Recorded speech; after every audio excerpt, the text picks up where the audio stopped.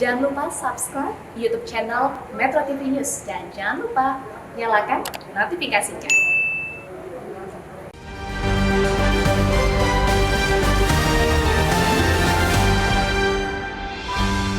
Mewaspadai lagi lonjakan COVID-19.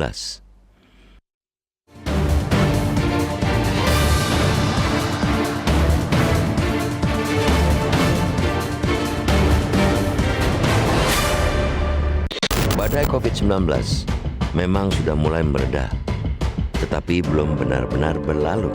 Bahkan, ada tanda-tanda bahwa ancaman wabah corona akan kembali meninggi setelah cukup lama melandai. Cengkraman COVID-19 sebenarnya semakin melemah. Penambahan kasus positif terus menurun dari hari ke hari. Kematian semakin jauh dari mereka yang terpapar. Dengan perkembangan itu, pemerintah pun melakukan banyak pelonggaran. Kita bahkan tak lagi wajib mengenakan masker saat di luar ruangan. Itulah kebijakan pemerintah yang diumumkan Presiden Joko Widodo pada 17 Mei lalu. Kebijakan yang sangat melegakan setelah lebih dari 2 tahun jalan napas kita terbatas lantaran hidung dan mulut ada penghalang. Pemerintah juga terus menurunkan level pemberlakuan pembatasan kegiatan masyarakat atau PPKM. Strategi untuk menyeimbangkan sektor kesehatan dan ekonomi yang sudah diterapkan berbulan-bulan ini tak seketat dulu lagi. Terhitung sejak 7 Juni, hanya satu daerah yang PPKM-nya berada di level 2, yaitu Teluk Bintuni, Papua Barat. Selebihnya, untuk 128 kabupaten kota di Jawa Bali di level 1. Begitu juga 385 wilayah di luar Jawa Bali, semuanya di level terendah, level dengan pengetatan paling longgar. Tentu kita patut bersyukur bahwa derita akibat corona semakin menjauh. Namun, melalui forum ini, kita selalu mengingatkan bahwa pandemi belum teramat jauh. Ia sewaktu-waktu bisa kembali mendekat. Ia masih ada di sekitar kita, meski dengan tingkat ancaman yang berbeda. Bahwa COVID-19 masih menjadi ancaman terbukti akhir-akhir ini. Ada pertanda kuat, kasusnya akan meningkat. Data harian selama 7 hari terakhir menyiratkan kekhawatiran. Jika sebelumnya penambahan kasus ada di kisaran 300 orang, belakangan kembali tembus di atas 500, bahkan sampai 627 penderita. Kemarin, kasus baru bertambah 591 dengan DKI Jakarta kembali sebagai penyumbang terbanyak. Selama sepekan, jumlah kasus melejit hampir 100%. Jika di rata-rata 504 kasus, sementara yang sembuh dilaporkan 347 orang. Artinya, penambahan kasus baru lebih tinggi ketimbang pasien yang sembuh. Artinya, situasi memang belum baik-baik saja. Situasi semakin tidak baik karena kenaikan kasus positif tersebut diakibatkan subvarian baru yang dipastikan sudah masuk ke Indonesia. Varian itu yakni Omikron BA4 dan BA5 yang diketahui telah menjangkiti 8 orang. Meski dampaknya diyakini ringan, varian BA4 dan BA5 tak bisa dipandang ringan. Keduanya dipercaya bisa menghindari imunitas vaksin. Penyebarannya juga cepat, seperti varian Omikron. Atas berbagai alasan itulah, tidak ada alasan bagi kita mencari-cari alasan untuk meminggirkan kewaspadaan.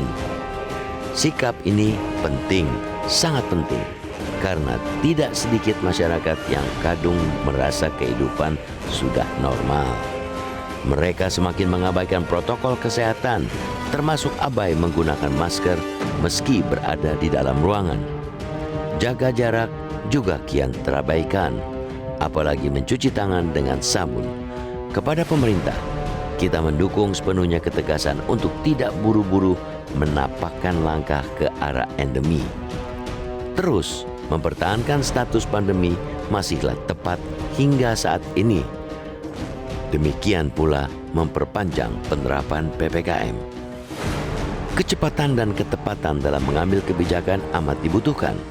Jika situasi semakin memburuk, ada baiknya pemerintah cepat kembali memperketat pelonggaran dengan cara yang tepat. Terlebih, sejumlah negara telah bersiap menghadapi gelombang baru dari varian baru. Tak bosan pula kita selalu menyerukan agar vaksinasi, utamanya booster, terus digencarkan. Kesadaran masyarakat dan kesigapan pemerintah ialah benteng utama guna menghadang COVID-19 yang bisa menyerang kita setiap saat.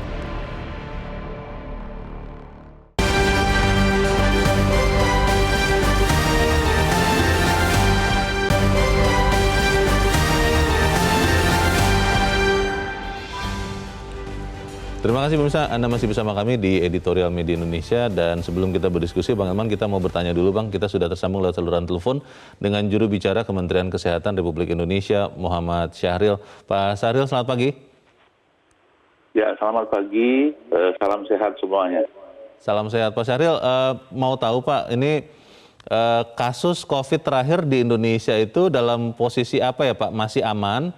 Memang ada tambahan kasus, kalau saya lihat di data sekitar 500-600 kasus per hari, kasus baru, atau seperti apa Pak? Ya, dalam minggu terakhir ini memang ada kenaikan, tapi dalam 2 hari terakhir kemarin turun lagi. Kemarin puncaknya di tanggal 10 sampai 620-an, tapi kembali lagi turun. Jadi begini Mas, jadi kita kan masih masa pandemi nih. Betul. Berarti kemungkinan fluktuasi naik turun itu sudah biasa. Seperti halnya kita pada saat awal-awal kan kadang-kadang naik turun dan sebagainya ya. Yeah. Tetapi indikator-indikator yang lain itu masih terkendali. Contohnya laju pertumbuhan atau penularan ya, itu di bawah 1. Kemudian positivity rate kita masih di bawah 5%. Kemudian hospitalisasi di bawah 5% dan kematian masih di bawah 3%. Artinya sejak selesai Lebaran kemarin masih terkendali ya indikator-indikator Pak Syahril, itu. Tambahan kasus baru itu Pak, bisa ketahuan tidak? Itu adalah kasus yang memang disebarkan oleh orang Indonesia dan orang Indonesia, atau memang ada kasus yang diimpor Pak? Karena kan kita tahu sekarang sudah tidak ada karantina lagi kalau orang dari luar masuk ke Indonesia, Pak. Dari data itu, di Bali itu kan ada 4 ya, kemudian di Jakarta ada 48, dan kemarin sore ada tambahan 12 dari Bandung ya. Yang dari luar, PLN itu ada 4 ya kasusnya, artinya dia memang habis bepergian atau orang asing yang datang ke Indonesia. Nah, yang selebihnya itu adalah dia memang WNI. Yang saat ini yang sedang kita cari sebabnya kluster yang transmisi lokal maupun transmisi yang impor ini. Iya. Itu tertangkap dalam tanda petik itu dengan cara apa ya Pak? Bisa ketahuan mereka ternyata positif Pak? Oh, yang pertama di Bali itu kan ada pertemuan internasional itu di sana. Iya. Nah, memang protokol kesehatan masih diberlakukan di sana, dilakukan tes antigen, yang positif dilakukan PCR. Nah, begitu PCR-nya positif, kita lakukan yang namanya full genome sequencing. Ternyata ketemu ada subvarian baru BA4 dan BA5 gitu.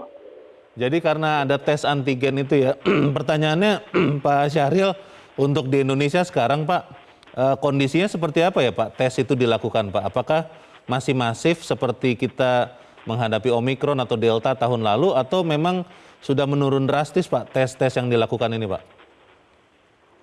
Ya, kebijakan 3T itu tetap dilakukan, tracing dan testing itu kepada yang kontak erat ya. Memang setelah Lebaran kemarin agak menurun, karena memang banyak alasan, salah satunya ada keengganan masyarakat untuk dilakukan testing lagi, dan beberapa kegiatan yang mungkin dianggap data kita sudah baik. Nah, tapi tetap dengan ada peningkatan ini kita akan tingkatkan lagi target-target atau standar tracing yang dilakukan termasuk testingnya. Dan kebijakannya gini, dengan adanya subvarian baru ini, maka provinsi yang angka COVID yang masih tinggi, ya, contoh Jakarta, Jawa Barat, Jawa Timur, Banten, itu kita lakukan whole genome sequencing bagi yang positif ya, untuk kita melihat apakah subvarian ini sudah berdominasi atau belum. Ya, Pak Syahril, pertanyaan terakhir Pak, apa kabarnya vaksinasi Pak? Masih ada atau tidak ya? Masih diberlakukan apa tidak? Lalu untuk booster itu masih dilakukan apa tidak Pak? Ya, kita harus menyadari walaupun kita pandemi terkendali, jadi vaksin ini merupakan satu yang harus menjadi kesadaran bersama untuk satu, kita meningkatkan daya tahan tubuh masyarakat, sekaligus menekan keparahan penyakit COVID ini apabila kena. Sehingga kita saat ini programnya adalah bagaimana tetap meningkatkan cakupan vaksin 1, vaksin 2, dan booster. Tapi kasus realnya Pak, kondisi realnya masih meningkat atau memang menurun Pak, vaksinasi itu Pak?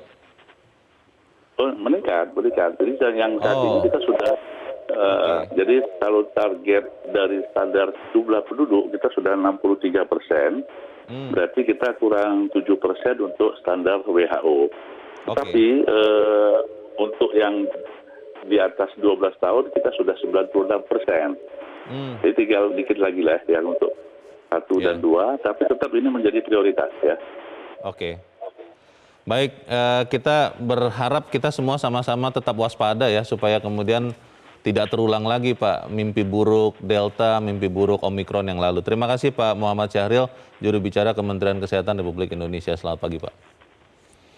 Itu pertanyaan besar saya Bang Elman, apakah kita memang masih dalam kondisi waspada atau tidak? Karena kalau misalnya ingat aplikasi Peduli Lindungi, itu sekarang di pusat-pusat perbelanjaan yang besar masih diharuskan untuk di-scan, tapi di banyak tempat yang lain itu akhirnya QR Code untuk Peduli Lindungi itu hanya sekedar pajangan Bang. Nah, ketika kontrol itu tidak ada, apakah kita masih bisa memotret kondisi COVID di Indonesia dengan akurat?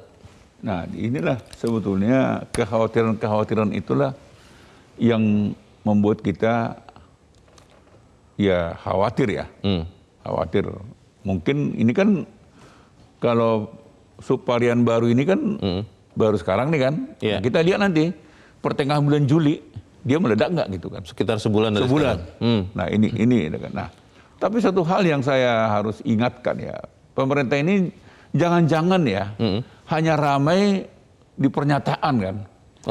Pernyataan di televisi, pejabat ini, presiden ngomong, teruskan vaksinasi, teruskan booster dan sebagainya. Jangan-jangan itu hanya ramai di perbincangan gitu. Wacana saja. Wacana. Tetapi tadi kan Bung Leo kan tanya, apakah vaksinasi itu jalan terus? Kan dijawab ya, katanya kan. Tapi kok kita nggak dengar gitu ya? Kita juga tinggal di lingkungan kan. Betul. Kita nggak pernah lagi dengar di lingkungan itu bahwa ada vaksinasi kan. Memang tidak terdengar juga bahwa di sana ada kena COVID kan. Jangan-jangan memang kena COVID juga ya memang diam-diam saja kan gitu. Karena juga tidak dites. Tidak dites kan gitu. Nah, oleh karena itu sebetulnya satu-satunya jalan supaya kita terselamatkan dari subvarian baru ini, maka memang pemerintah harus tetap menggalakkan Satgas COVID itu. Itu nggak boleh diliburkan, apalagi ditiadakan. Tetap harus apa? Jadi terutama di mal misalnya kan, harus diwaspadai karena kita kan sering juga belakangan ini keluar masuk mal kan. Kita langsung kita cek di apa kan di barcode kan gitu kan. Betul. Tapi nggak dia periksa. Saya sering kali, asal saya beginikan saja, saya mau tes saja. Oh, hanya pura-pura saja? Pura-pura aja, dia nggak tes mana. Dia tidak gitu melihat itunya, hasil scan-nya. Kan penjaganya harus di tes mana. Ini enggak. Jadi orang berlalu aja begitu. Berarti mungkin memang begini Bang, sebagian besar dari kita dalam alam pikir kita sudah melihat memang COVID ini sudah tidak ada, kita sudah aman, termasuk mungkin petugas-petugas keamanan. Karena kalau kita melihat atau mengingat awal tahun ini saja waktu ada Omikron kan, itu orang-orang itu masih tetap ketat mengawasi scan Peduli Lindungi itu Bang. Ini mudah kok melihatnya Bung Leo. Anda sekarang pergi ke ruang pertemuan misalnya kan, pesta-pesta. Anda akan lihat betapa orang tidak peduli lagi bahwa pernah bahkan masih ada COVID di sekitar dia. Duduknya sudah rapat dan cipika-cipiki tidak pakai masker. Dan kadang-kadang pokoknya masker itu sekarang ada, masih ada, tapi di bawah di leher atau kadang-kadang di atas kepala dia dilekatkan. Jadi ini yang membuat kita sangat prihatin dan khawatir. Dan negara-negara luar sekarang kan udah mulai antisipasi kan. Pertanyaannya Bang, bagaimana kemudian kita bisa meningkatkan kewaspadaan tanpa menakut-nakuti, tapi juga respon kita tepat terhadap COVID ini. Kita bahas di bagian berikut. Bang Elman dan Pemirsa tetap bersama kami, Editorial Media Indonesia segera kembali. Bersama kami di Editorial Media Indonesia, dan sebelum kita lanjutkan diskusi, Bang Elman, kita mau coba dengarkan pendapat dari pemirsa Metro TV. Kita saat ini sudah terhubung dengan pemirsa Metro TV di Jakarta, ada Ibu Ong Mei Hua. Ibu Ong Mei Hua, selamat pagi. Selamat pagi, Bang Leo, Bang Elman. Assalamualaikum warahmatullahi wabarakatuh. Waalaikumsalam warahmatullahi wabarakatuh. Bagaimana Ibu Ong? Masih Ibu kalau keluar rumah masih pakai masker tidak, Bu? Oh iya. Masih, Bang. Oke. Ya, silakan Bu, pendapatnya, Bu. Kita harus jaga prokes. Di luar itu kan banyak virus, Bang. Jadi tentu kita masker tidak kita lepas, Bang, bukan hiasan. Bukan ditaruh di dagu atau di kepala. Bukan aksesoris ya. Bukan, Bang. Demi kesehatan kita. Karena virus itu masih menyerang dan COVID belum lari, Bang, dari sekitar kita. Sewaktu-waktu dia akan meningkat, Bang. Lebih-lebih didukung dengan cuaca. Cuaca yang ekstrim ini, Bang, membuat orang, coba Bang Leo, orang banyak flu, batuk. Tapi alhamdulillah, mereka kan sudah divaksin 1, 2, dan 3. Jadi COVID ini tidak membahayakan. Yang kita lihat sekarang ini kan tadinya sudah melandai 300. Sekarang meningkat jadi 500 sampai 600. Lebih-lebih orang yang perjalanan dari luar negeri. 4 perjalanan dari luar negeri sehingga mendatangkan virus B04 dan B05. Di Bali 4, DKI 4. Inilah, Bang. Jadi masyarakat juga jangan abai, jangan lupa, Bang. Karena suami saya itu sangat peduli dengan prokes. Orang tidak pakai masker pasti ditegur sama dia. Kok nggak pakai masker? Iya, bagus. Jadi kita itu jangan, memang Presiden menganjurkan di luar ruangan loh, Bang, tidak pakai masker. Tapi di dalam ruangan harus tetap. Tapi mereka itu penerimaannya udah lain, Bang, seolah-olah bebas. Belum, Bang. Semoga kita tidak meningkat ya, Bang Leo, Bang Elman. Amin. Baik. Dengan virus ini. Masyarakat biar sehat, ekonomi juga meningkat, Bang Leo. Betul, Bu. Itu aja. Assalamualaikum warahmatullahi wabarakatuh. Waalaikumsalam warahmatullahi wabarakatuh. Terima kasih Bu Ong Mei Hua di Pejaten, Jakarta. Di belakang Ibu Ong Mei Hua ada Pak John Veto di Batam, Kepulauan Riau. Pak John, selamat pagi. Selamat pagi, Bung Leo. Selamat pagi, Bung Eman Saragi. Selamat pagi, Pak John. Bagaimana Pak pendapat Anda, Pak? Singkat padat saja, silakan. Wah, ini mewaspadai lagi lonjakan COVID-19 ini agak ngeri sedap juga. Karena kami ya di perbatasan kan, apalagi karena masuknya dari luar negeri udah mulai, apalagi Singapura udah buka tanggal 15 mulai. Jadi dari ini Singapura ya. Tapi ya kembali lagi setuju dengan Bung Saragi tadi, Alman Saragi tadi. Ya kita Presiden kan dia menganjurkan ya. Bukan lagi, tapi harus juga pakai masker di ruang. Kalau saya masih mengacu, saya masih tetap pakai masker. Ya, kadang-kadang di warung kopi mana saya sendiri kadang pakai masker. Tapi saya tidak peduli itu. Karena begini, virus ini kan apalagi sekarang nih, udah variannya udah beda lagi. Kan? PA04 nih, PA05 nih. Jadi ya mudah-mudahan pemerintah kita apalah siap-siap juga lah. Tapi kalau masalah vaksin, saya apresiasi di Kepri masih berjalan ya. Malam juga itu khusus booster masih berjalan juga. Ya mudah-mudahan ya, ini janganlah mudah-mudahan turun terus lah ini. Takut juga kita ekonomi udah mulai bergerak, masyarakat udah mulai membaur apa ya. Mudah-mudahan lah mulai itu aja. Makasih. Baik, terima kasih Pak John di Batam, Kepulauan Riau. Selamat pagi Pak. Di belakang Pak John ada Ibu Lia di Makassar, Sulawesi Selatan. Ibu Lia, selamat pagi. Waalaikumsalam. Waalaikumsalam, Ibu Lia. Bagaimana Bu? Masih tetap waspada Bu terhadap COVID atau seperti apa? Silakan Ya pendapatnya. betul Pak. Ya, jadi saya pribadi ini Pak disuruh tidak disuruh tetap menggunakan masker.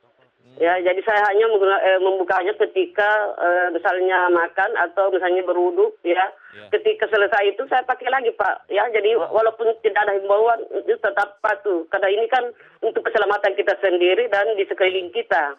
Nah, cuma sedikit saya sesalkan ini himbauan tempoh hari bahwa tidak perlu lagi menggunakan masker di tempat terbuka. Sebenarnya kan tidak usah diumumkan Pak ya. Cukup saja di penguasanya dilonggarkan. Karena ini memang masyarakat kita itu Pak salah persepsi seperti dikatakan Ibu penelpon tadi. Dikira dia tidak tahu membedakan mana ruang terbuka, mana ruang tertutup. Nah, jadi ini soalnya itu hari kan masyarakat soalnya sudah patuh. Tapi dengan adanya himbauan tempoh hari bahwa boleh buka masker di tempat terbuka, maka ini masyarakat menerjemahkan itu beda-beda. Nah, sehingga mulai lagi, kembali lagi ada yang seperti tadi, kurang patuh untuk protokol kesehatan. Nah, jadi mudah-mudahan ke depan ini kita selalu mewaspadai dengan adanya penyebaran COVID ini lagi, tapi jangan sampai juga dikaitkan lagi dengan lebaran Pak ya. Karena kalau hajatan besar itu kan tidak kalau itu kan perketat seperti waktu Mandalika, Formula E, itu kan soalnya menghimpun itu banyak masyarakat Pak ya, tapi tidak ada jadi sebuah itu biasa pemerintah sendiri melaksanakan hajatan-hajatan yang mengumpulkan masyarakat. Nah, jadi jangan sampai dikaitkan lagi dengan menjelang lebaran haji. Mudah-mudahan tidak begitu Pak ya. Jadi kita tetap waspada, mudah-mudahan kita saling memperingatkan dan kita saling menyadari diri bahwa kita selalu tetap hati-hati karena ini demi kepentingan bersama, bukan kepentingan pribadi. Makasih. Assalamualaikum. Waalaikumsalam. Terima kasih Ibu Lia di Makassar, Sulawesi Selatan. Selamat pagi Bu. Para pemirsa, ini kalau kita berikan gambaran Bang, masih semua pakai masker. Tadi Pak John malah mengatakan walaupun di warung kopi beliau sendirian pakai masker, tak peduli, yang penting saya tetap sehat. Ini bagus ini Bang, bagaimana Bang?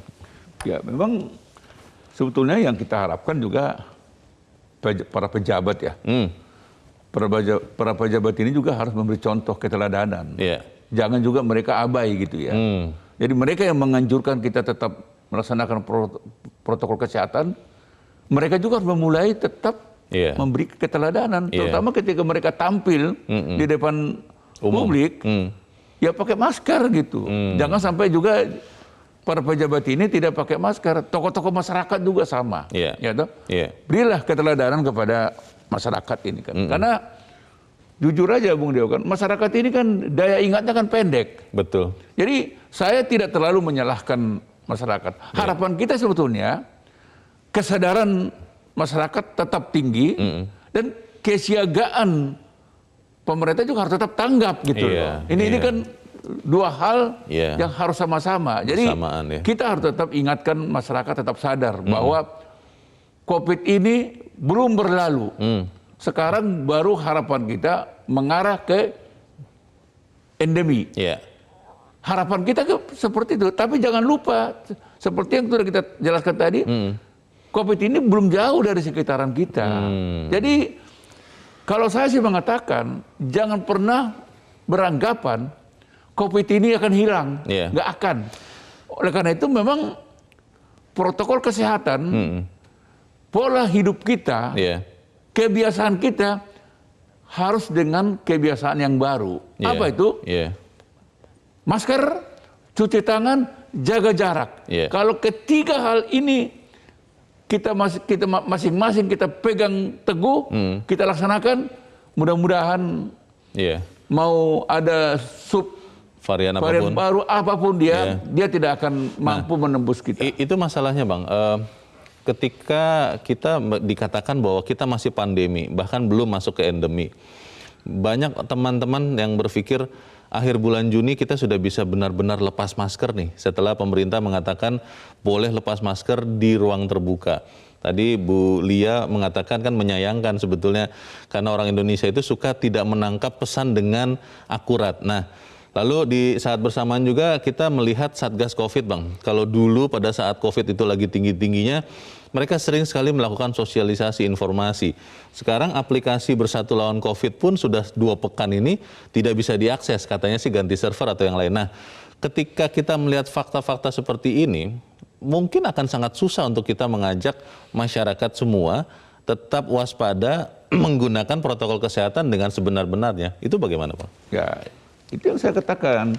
Sebetulnya kan yang lebih celaka lagi, Bung Leo. Iya. Sekarang kan kita lihat ini kan, mohon maaf ini kan, semua landai kan. Betul. Tadi misalnya vaksinasi ada katanya kan. Ada. Tapi nggak kelihatan terus tracing. Iya. Ada katanya kan. Kita kan nggak tahu. Tapi barangkali, mohon maaf nih sekali lagi, kita nggak menuduh. Kalau kita cermati mata anggaran pengeluaran buat penanganan COVID ini, jangan-jangan tetap sama. Oh. Ya kan? Iya. Jadi uangnya keluar, Iya. kegiatannya sangat berkurang. Nah, di sini yang saya khawatir sekali loh. Semoga tidak ya. Semoga tidak. Iya. Nah, disinilah menurut saya para penegak hukum harus mengendus ini. Harus betul-betul digedor. Ya KPK, ya Kejaksaan Agung, ya kepolisian. Jangan juga mereka abai gitu ya. Baik. Jadi sekali lagi ya pejabat pemerintah terutama harus memberikan keteladanan. Apakah kita masih sanggup untuk dalam tanda petik meneruskan kelelahan menghadapi COVID ini, Bang? Karena katanya karena tidak mau rakyat lebih lelah lagi, makanya kemudian keluar aturan-aturan pelonggaran seperti itu. Kita akan bahas di bagian berikut dan pemirsa tetap bersama kami, Editorial Media Indonesia segera kembali. Terima kasih pemirsa masih bersama kami, kita di bagian akhir diskusi kita pagi ini. Bang Elman, apa yang bisa kita mintakan atau sarankan kepada pemerintah dan kita semua tentunya untuk tetap waspada terhadap lonjakan COVID-19, semoga tidak terjadi tanpa merasa aduh kita sudah 2 tahun lebih ini lelah ini, stres ini, kita butuh healing, kita butuh pelampiasan, kompensasi, kita mau jalan-jalan begitu rupa, mau pesta begitu rupa, tetap waspada, Bang. Bagaimana caranya, Bang? Ya, sangat penting kita ingatkan pemerintah agar selalu bagaimana caranya mengingatkan masyarakat akan kengerian COVID ini yang pernah sangat menakutkan, sangat menghantui kita setiap saat. Kita harus diingatkan lagi oleh pemerintah dengan cara apa saya nggak tahu. Katakanlah misalnya suara sirene yang setiap setengah jam berlalu dari lingkungan rumah kita misalnya kan. Betul. Bahkan kita di jalan-jalan raya kita lihat ini bisa 2-3 berderetan itu. Kita tahu itu pasti apakah itu sudah meninggal atau tidak kita nggak tahu. Di pemakaman umum juga begitu banyak. Di pemakaman umum juga. Jadi menurut saya ini penting, pemerintah harus bagaimana caranya mengingatkan masyarakat. Dan hal yang penting juga, pemerintah juga jangan terlalu sering-sering mengatakan kita sudah landai. Jangan. Jadi nggak perlu sering diberitahu bahwa COVID sudah landai. Ini akan membuat masyarakat abai lagi nanti. Tanpa bermaksud kita menakut-nakuti. Betul. Tapi kan COVID ini kan menakutkan. Betul. Jadi jangan juga menganggap begitu dia bilang ya akibat kematian dari varian baru ini hanya 1/10 katanya kan. Fatality rate kita juga rendah sekarang, Bang. Jangan selalu membanding-bandingkan presentasi soal nyawa. Mau 1, mau 10, mau 100, mau 1 juta, menurut saya sama. Tetap ada yang mati kan? Betul. Nah pertanyaannya, bagaimana kalau korban kematian itu menyangkut keluarga kita? Nah itu dia.